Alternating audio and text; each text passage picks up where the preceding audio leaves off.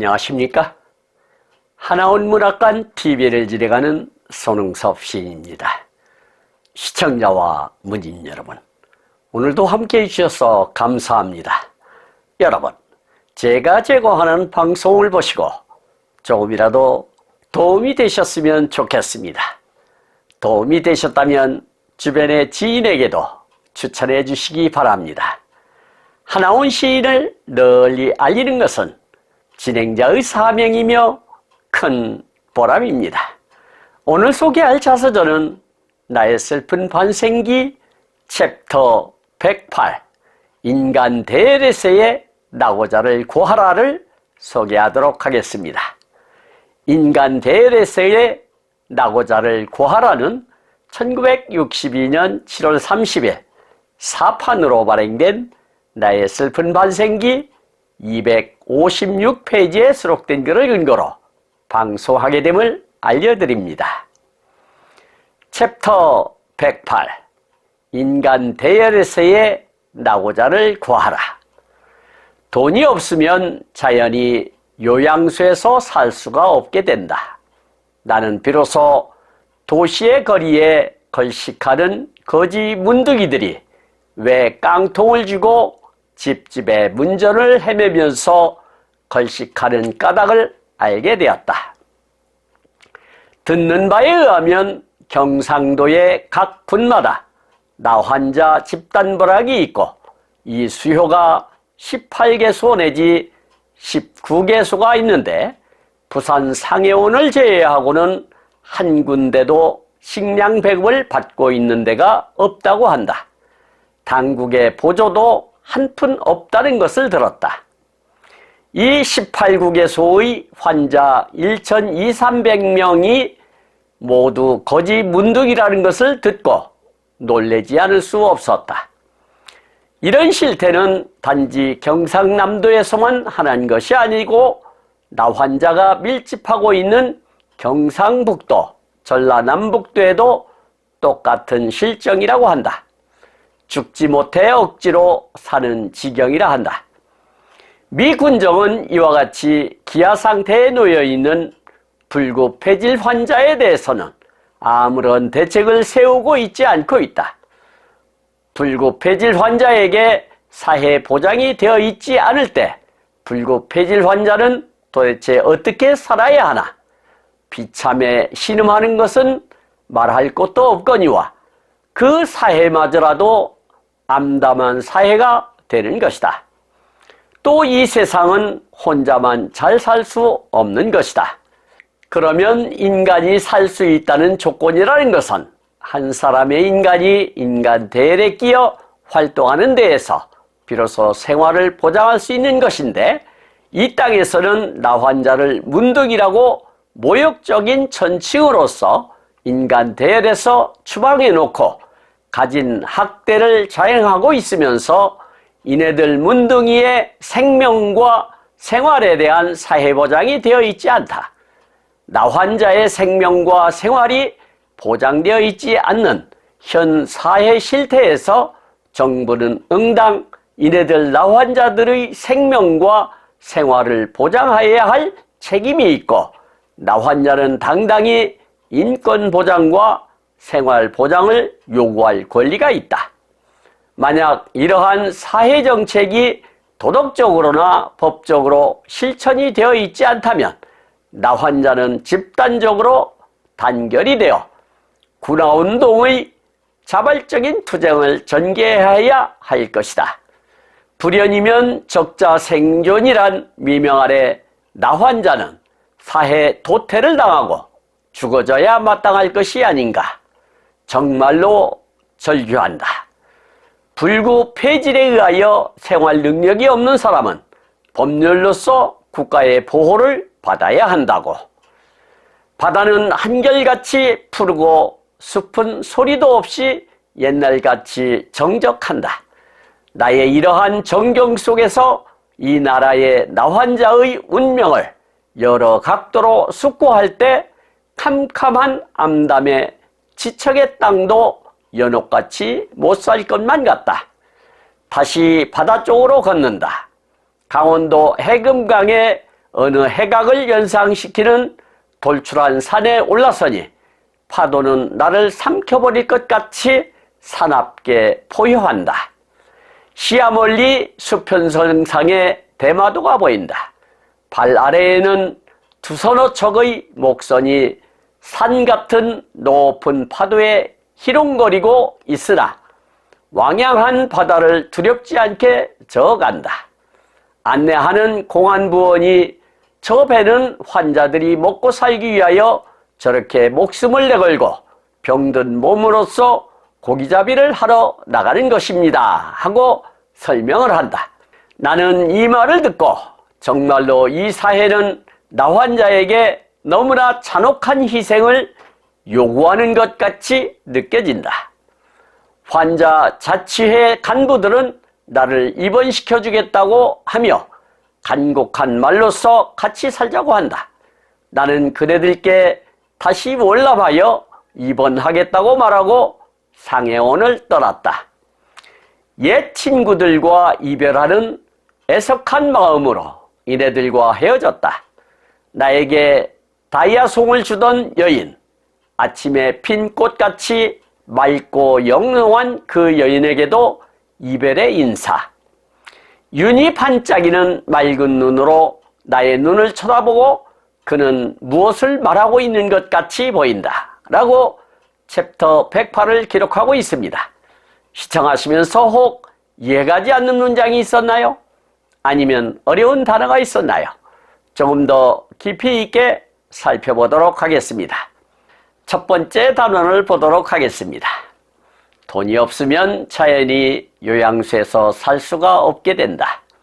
나는 비로소 도시의 거리에 걸식하는 거지 문둥이들이 왜 깡통을 쥐고 집집의 문전을 헤매면서 걸식하는 까닭을 알게 되었다.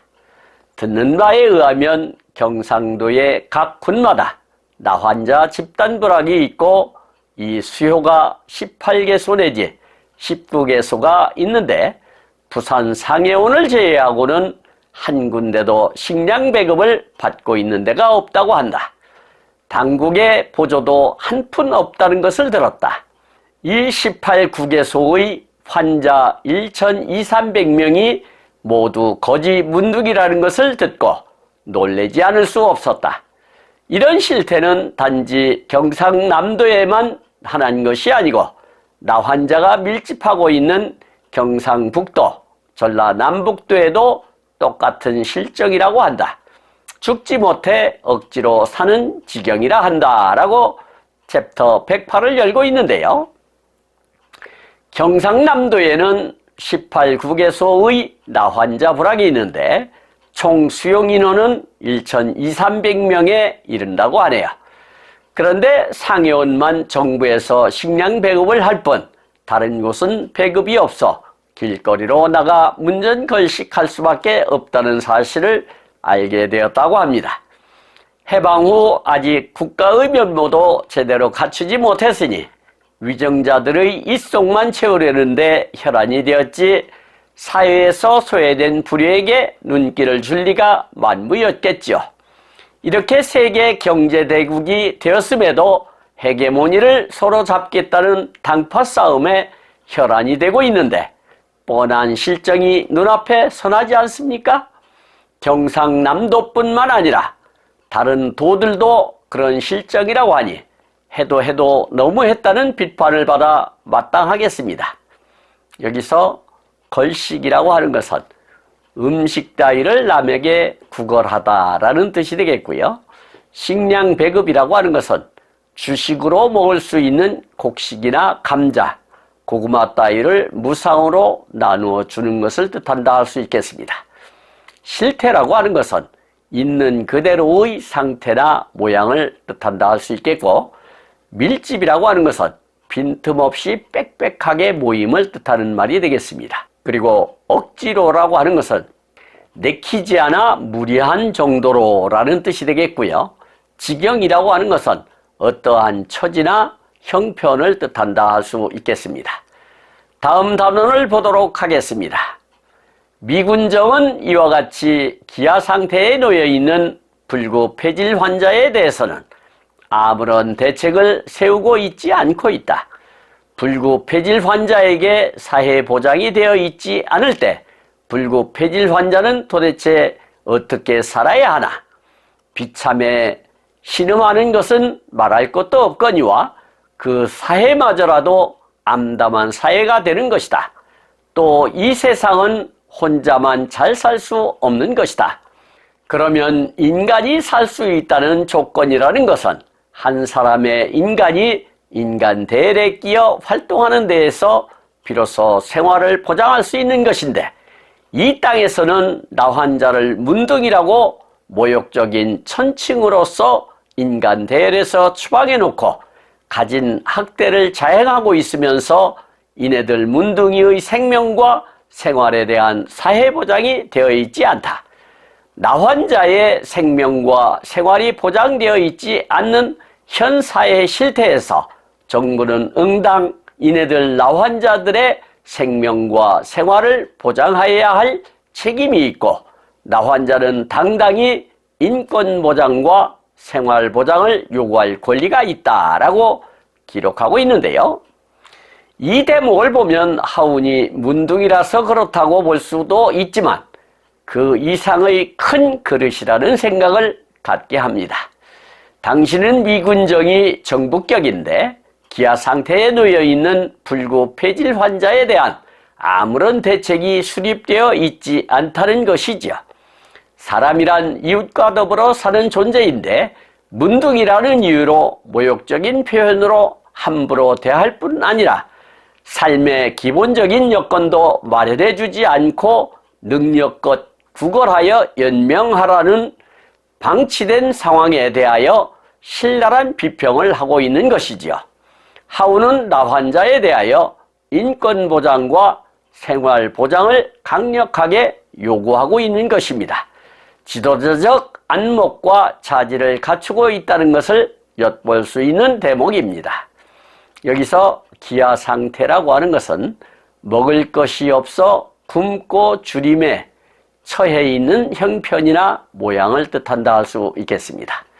불구폐질이라고 하는 것은 몸의 어느 부분이 온전하지 못하거나 제 기능을 잃은 상태로 고칠 수 없는 병을 뜻한다 할 수 있겠고요.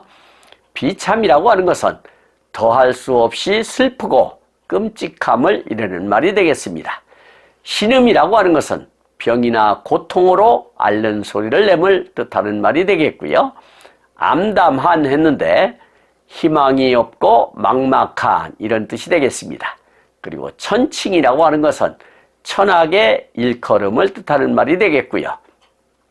추방이라고 하는 것은 쫓아내어 보내다라는 뜻이 되겠습니다. 응당이라고 하는 것은 이치로 보아 그렇게 하거나 되는 것이 옳게라는 뜻이 되겠습니다. 다음 단원을 보도록 하겠습니다.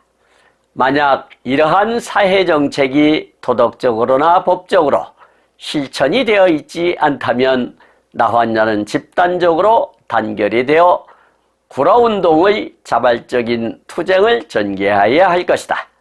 불연이면 적자 생존이란 미명 아래 나 환자는 사회 도태를 당하고 죽어져야 마땅할 것이 아닌가. 정말로 절규한다. 불구폐질에 의하여 생활 능력이 없는 사람은 법률로서 국가의 보호를 받아야 한다고. 바다는 한결같이 푸르고 숲은 소리도 없이 옛날같이 정적한다. 나의 이러한 정경 속에서 이 나라의 나 환자의 운명을 여러 각도로 숙고할 때 캄캄한 암담의 지척의 땅도 연옥같이 못 살 것만 같다라고 기술하고 있는데요. 하운은 일찍이 투쟁이라는 수단을 머릿속에 갖고 있었나 봅니다. 역시 깨어있는 사람은 뭔가 다르다는 것을 느낄 수 있게 하네요. 사회에서 인간 취급도 받지 못하는 미물 같은 존재지만 당연한 권리 쟁취를 위하여 구라운동을 위한 투쟁을 전개하자고 주장을 하고 나섰으니 말입니다. 이 대목의 끝부분에서 언급하고 있듯이 나 환자의 운명을 다각도로 숙고했다고 토로하고 있지 않습니까? 역시 동양 삼국에서 유학한 식견으로 지도자적 자질은 갖추었으나 나환자라는 굴레를 쓰고 이상을 완전히 실현하지 못한 아쉬움이 크다 하겠습니다. 여기서 집단적이라고 하는 것은 일정한 역할을 가지고 여럿이 한데 모여 때를 이룸을 뜻한다 할 수 있겠고요. 단결이라고 하는 것은 많은 사람이 한마음 한뜻으로 한데 뭉침을 뜻한다 할 수 있겠습니다. 군화운동이라고 하는 것은 나병 환자를 치료하고 나병에서 완쾌된 사람의 사회 복귀를 도모하며 이들에 대한 사회적 편견을 바로잡고자 하는 운동을 뜻한다 할 수 있겠습니다. 자발적이라고 하는 것은 남에게 의존하지 않고 자기 스스로 나서서 하는 것을 뜻한다 할 수 있겠고요. 투쟁이라고 하는 것은 단체나 개인 등이 어떤 목적을 이루거나 상대편을 극복하기 위하여 힘쓰거나 싸움을 이룬다 할 수 있겠습니다. 불연이라고 하는 것은 천도교 동경대전 용어 불연기연에 나오는 단어로서 불연은 그렇지 아니한 것을 뜻하고 기연은 그러한 것을 뜻한다 할 수 있겠습니다. 적자 생존이라고 하는 것은 생물의 생존 경쟁의 결과 환경에 적응하는 것만 살아남고 그렇지 못한 것은 도태되는 현상을 이룬다 할 수 있겠습니다. 사회 도태라고 하는 것은 일본이나 중국식 단어로서 사회 환경에 적응하지 못하여 도태되는 현상을 뜻한다 할 수 있겠습니다. 절규라고 하는 것은 있는 힘을 다하여 절절하고 애타게 부르짖음을 뜻한다 할 수 있겠고요. 정적이라고 하는 것은 고요하여 개개함을 뜻한다 할 수 있겠습니다. 정경이라고 하는 것은 마음에 끌리는 경치, 그리고 숙고라고 하는 것은 어려운 문제나 일 따위를 곰곰이 잘 생각함을 뜻한다 할 수 있겠습니다. 암담이라고 하는 것은 희망이 없고 막막함을 뜻하는 말이 되겠고요. 지척이라고 하는 것은 한자의 거리라는 뜻으로 아주 가까운 거리를 비유적으로 이르는 말이 되겠습니다. 연옥이라고 하는 것은 천국과 지옥 사이에 있으며 일부 영혼들이 존재한다고 믿는 장소를 뜻한다 할 수 있겠습니다. 다음 단원을 보도록 하겠습니다. 다시 바다 쪽으로 걷는다. 강원도 해금강의 어느 해각을 연상시키는 돌출한 산에 올라서니 파도는 나를 삼켜버릴 것 같이 사납게 포효한다. 시야 멀리 수평선상에 대마도가 보인다. 발 아래에는 두서너 척의 목선이 산 같은 높은 파도에 희롱거리고 있으나 왕양한 바다를 두렵지 않게 저어간다. 안내하는 공안부원이 저 배는 환자들이 먹고 살기 위하여 저렇게 목숨을 내걸고 병든 몸으로써 고기잡이를 하러 나가는 것입니다 하고 설명을 한다. 나는 이 말을 듣고 정말로 이 사회는 나 환자에게 너무나 잔혹한 희생을 요구하는 것 같이 느껴진다라고 서술하고 있는데요. 부산의 상해원을 둘러보고 공안부원과 함께 바다가 잘 보이는 곳으로 올라가니 일본 대마도가 보인다고 하네요. 파도가 거센데도 리듬을 타듯이 아슬아슬 높은 파도를 희롱이라도 하듯이 고기잡이를 하는데 공안부원의 설명에 따르면 나 환자들이 먹고 살기 위하여 저렇게 위험한 상황에서도 고기잡이를 하고 있다는 설명을 듣고 국가와 사회는 정말로 나 환자들에게 해도 너무하다는 생각을 하며 잔혹한 희생을 강요당하고 있다고 하네요. 그 당시의 시대 상황을 잘 들여다볼 수 있는 대목입니다. 여기서 해금강이라고 하는 것은 강원도 고성군에서 동쪽으로 10km 남짓한 거리에 걸쳐 해안을 따라 있는 명승지를 뜻한다 할 수 있겠습니다. 해각이라고 하는 것은 육지가 바닷 가운데로 돌출한 부분을 뜻한다 할 수 있겠고요. 포효라고 하는 것은 사나운 짐승이 큰 소리로 으르렁거리거나 울부짖음을 뜻한다 할 수 있겠습니다. 대마도라고 하는 것은 쓰시마라고 하는데 대한해협의 중간쯤에 위치한 일본의 섬으로 대마도라고도 부른다고 합니다. 그리고 목선이라고 하는 것은 나무로 만든 배를 뜻한다 할 수 있겠고요.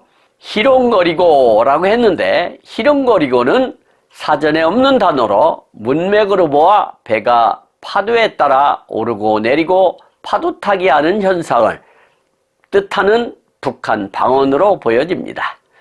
왕양한 했는데 바다가 끝이 없을 정도로 넓음을 뜻하는 말이 되겠습니다.